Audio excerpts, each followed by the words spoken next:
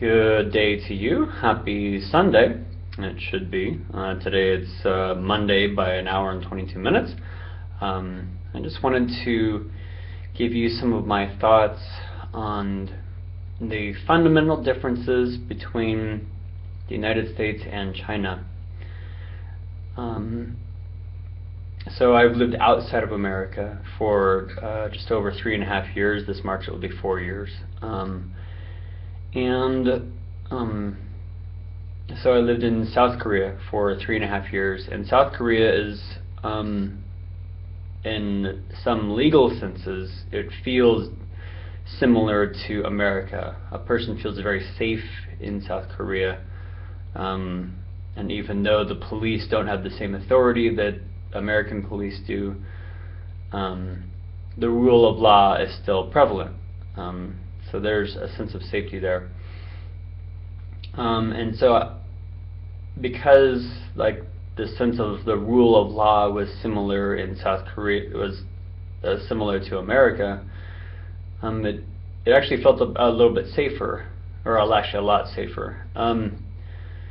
So there's that reality. And then there is, so I moved to China now, I'm in China, and even though there are some similarities of culture, Asian culture, in terms of Confucianism and a hierarchical way of relating to people who are older or younger, or the same age as you, there is a fundamental difference between China and South Korea and the United States. If you don't know, in China there is one political party, and that's the Communist Party. And so even though it seems that there are laws in this country, one, or at least I have gotten the sense that they don't really matter. So the rule of law is not a fundamental pillar of this society, it seems. It seems that the fundamental rule here is the preference of the political party that's in power, the single political party. In America we have two prevalent political parties, and some other smaller parties. But right now I'm feeling kind of grateful actually that there are at least two prevalent political parties in America and not just one with all of the power centralized. And so why am I pointing out this distinction between the United States and China and somewhat South Korea? Because before I came here I didn't realize how much I took for granted the rule of law. So in America we have, I mean it's going to sound like I'm stating the obvious, but just listen to me for a minute. In America we have our Declaration of Independence, our Constitution, and regardless of which state you live in or a person lives in, the Constitution is the fundamental pillar of law which outlines our three branches of government, and gives us what the Constitution says are fundamental self-evident rights. The Constitution says that we hold these truths to be self-evident, that all men are created equal. And so in Article 4, I believe, of the Constitution, it talks about the freedom of speech, the freedom of the press, and other freedoms. The right to keep and bear arms shall not be infringed, etc., etc. And so actually this week I bought an audio read version of the Constitution because I really don't like to sit and read. I like to listen and walk. I like to do things at the same time. And so anyways, I listened to the Constitution and the Declaration of Independence this week, and it has dawned on me based on my listening to the Constitution and several other lessons that I've learned over the last year or more, that principles, not just values, but principles, are what make America great. It's not our money, it's not our architecture or our buildings or our universities or our businesses or capitalism. It's none of those things. What makes America great are her principles, the principles upon which she was founded, the principles of freedom, and living in a country where there's people live, people survive here, but in the month that I've been here, the power has been out at least 3 times. There's no drinkable, like water from the tap will poison you. You'll get sick. You have to buy bottled water. Even though there is infrastructure like streets and I guess highways or freeways or something to that effect, everything sort of has this sense of like being run down, and then there are many, and there are like just a lot of impressions I have. It's going to take me a lot of time to kind of process through this because I'm still in the midst of acculturation. I've only been here for a month. So it's going to take a lot of time. But my initial impressions are that many of the negative aspects of China, there are good aspects to China, but some of the things that I'm seeing that leak through are that there's no rule of law here, and that results in this idea that it results in this sense of insecurity. To be honest, I didn't realize how much security I drew from, and how much my security in the past had depended on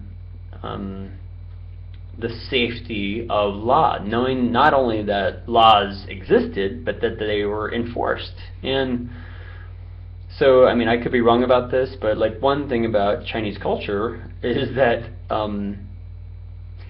if you walk out on the street, and I have this feeling, even if you're walking on the street and at the crosswalk, and the signal is that you can go, but cars will run you over.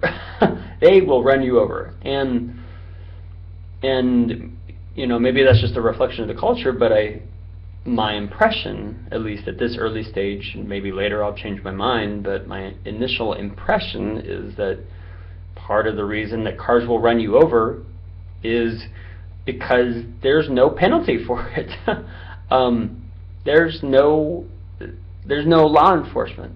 I've seen maybe less than 5 police cars since I've been here, and so I have this distinct impression that the rule of law, there is no rule of law. There's the rule of the political party, but no rule of law. And that is extremely unnerving, and I didn't realize how unnerving that would be. I didn't realize how much I had depended, without even realizing it, on the rule of law. And so I just want to point out this kind of infant awareness of the distinct differences that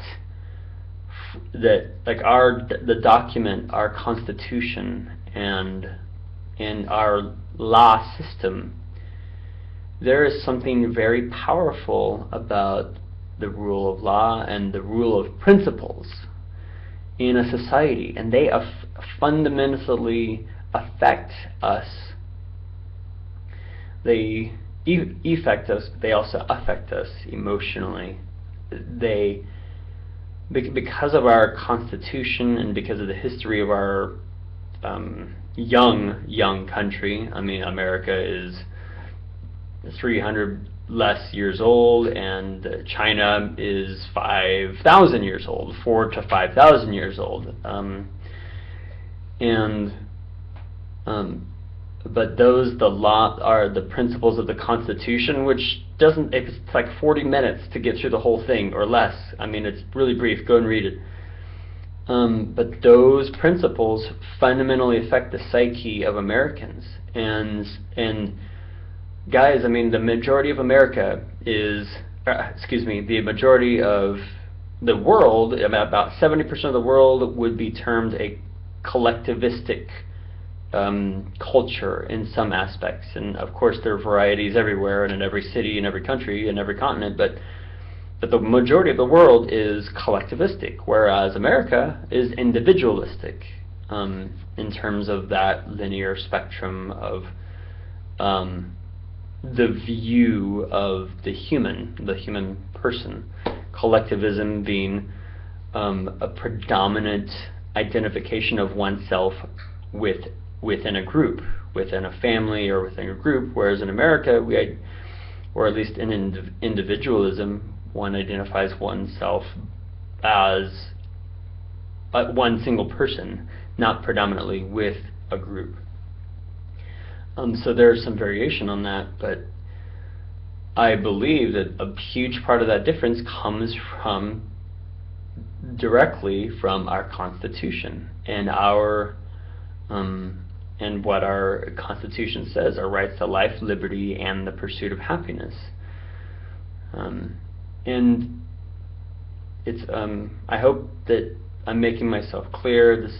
I'm just kind of off the cuff, but it's just something I've been thinking a lot about, and because it is the difference in culture is so distinct, and it's not just a religious difference, although I think that has a huge something to do with it. It's not just a general cultural difference. I believe it's fundamentally what is held up as the highest value. And I think that as I've just been thinking, after I listened to the Constitution and the laws, and it's dawned on me that, and have been dawning on me, that ideas and our principles are what is most fundamental about the United States of America and affect every aspect of it. And yes, there's poverty in America. Yes, there's lots of social ills and problems. But there are a lot of amazing things about America. And, for the last over 3.5 years, I've witnessed elections, and I've heard this sort of ethnocentric attitude about America, especially during election season. Oh, we're the greatest nation in the world. We're the greatest nation, in the world, and I have thought for several years that was a bunch of hooey. That was a bunch of BS, and how ethnocentric America is, and I think, and I still maintain that America is extremely ethnocentric, and I think that a lot of Americans ought to travel more extensively and for longer periods, to get their heads out of the sand and realize that we are not the only people in the world, that there are other humans in the world who have great lives outside of America and are just fine. But I digress. On one hand, I think ethnocentrism is wrong, but I'm beginning to recognize that, hey, wait a second.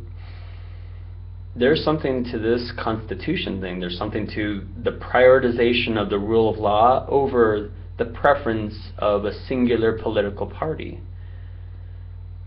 I could get in trouble for this, but communism rules this country, and it is one party, and they get their way, and whatever they say. And there's more freedom in a sense here because of their admission of capitalism into the country, and how well that's developed here, and they've used that. But it's still, people complain about crony capitalism in America. I can tell you they've got nothing on China. China is far more crony capitalistic than America, and America can't even touch that.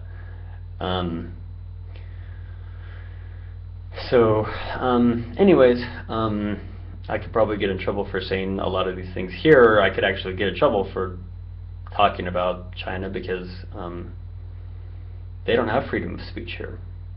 And if I talk to my students about the political parties, I could lose my job. I could get kicked out of the country. I could get thrown in jail. At least that's the impression I've gotten. And I mean, it's in my contract. I mean, I'm not allowed to talk to students about religion. I mean, and there's a certain amount of sense to that, but still, guys, freedom is a real thing, and I really don't think that most of us in America have any idea what that really means. I think we really take it for granted, and I think that it's not a priority for us. We don't understand, we do not fundamentally grasp the power of the enforcement of the Constitution. And every time that that's undermined, Lord, guys, we're heading towards, every time that's undermined by a law or by political correctness or things like that, guys, like, we could lose our nation. Our nation could crumble. It is not impossible. There are many, many nations before us that have failed because they lost their values. I'm telling you guys, like, principles are the essence of a successful society, of a prosperous society. Materialism wouldn't even be, I mean, in terms of a materialism of wealthiness, where there are wealthy people, materialistically wealthy, with lots of money and cars and whatnot, that isn't even possible without principles. And for some of you, this may not make sense, but that's okay. I mean, that's the thing, guys. That's how it works. And even capitalism cannot succeed without correct principles. It just can't. Without correct principles, we violate the design of the way God created us. So anyways, I hope that makes some sense to you. I hope that I'd love to hear your thoughts about that. Do you agree or disagree? What do you think and why? And I'd love to just interact with you and to find out what you really think about this, and to understand your perspective, because this is what I'm learning, and I'm not going to share anything else except for what I'm learning. And so anyways, hit the subscribe button, hit like if you appreciate my perspective. Even if you disagree, that's okay. I'm okay with disagreement. Let's talk this out, and I hope you have a great day. This is Levi Johnson.